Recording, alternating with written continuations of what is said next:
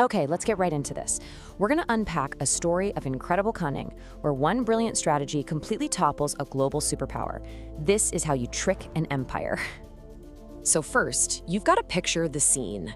It's the 13th century, and the Mongol Empire is, without a doubt, the most feared military machine on the entire planet.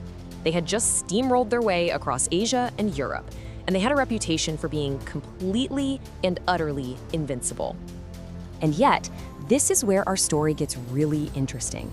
Because on the island of Java, thousands of miles from their home turf, this unstoppable force was, well, it was stopped, dead in its tracks. Their massive naval invasion wasn't just a failure, it was an absolute disaster. So that brings us to the big question here. How? How in the world did this happen? How did one single exiled prince manage to outsmart the world's most powerful military and, in doing so, found an entire empire of his own? Well, let's find out. This story is truly an impossible defeat. I mean, it represents one of the very, very few times the Mongol Empire suffered such a clear and, honestly, humiliating loss, especially when they were at the absolute peak of their power. So, what kicks this whole thing off? It starts, like so many conflicts do, with a diplomatic insult that just spirals completely out of control and ends up provoking the wrath of the great Khan himself, Kublai Khan. The sheer boldness of this is just incredible. Kublai Khan sends his envoys to the Singasari kingdom in Java, demanding tribute.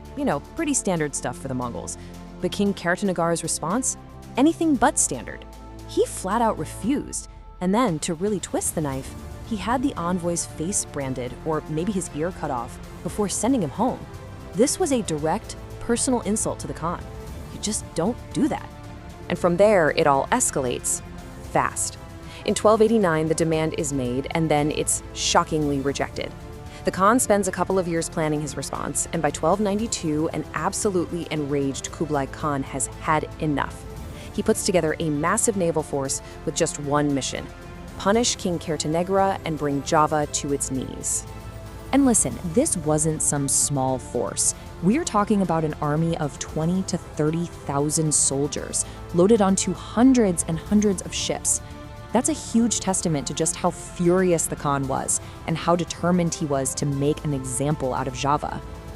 But here's the twist. When the Mongol fleet finally arrives, they don't find the stable kingdom they were expecting at all. Instead, they sail right into the middle of a civil war. So, here's the crucial part. In the time it took the Mongols to actually get there, everything had changed. King Karatanagar, the whole reason they came, had been killed in a rebellion led by a rival named Jayakatwang, who had now taken over the throne. The entire political landscape was just total chaos. And this is where our main character steps onto the stage. Raden Wijaya, the son-in-law of the murdered king. He's been defeated, he's in exile. But when he sees this massive Mongol fleet show up on the horizon, he doesn't see an unstoppable enemy. He sees a tool, a perfect, powerful, and temporary opportunity to get back everything he lost. So this leads to a very, very tense alliance, because their goals barely even overlap. The Mongols, they want revenge, and they want control. Raden Wijaya, he just wants to use their army to crush his local enemy, Jayakatwang. Yeah, their goals align for a little while, but you can already tell this partnership is built on a knife's edge. And that brings us to the climax of our story, Raden Wijaya's incredible gambit. This is the moment where he stops just reacting to events and starts controlling them, playing this brilliant long game against a global superpower. His plan unfolds in 4 perfect steps. First, he lets the Mongols do all the heavy lifting, helping them crush Jayakatwang. Once his rival is gone, he plays the part of the loyal subject.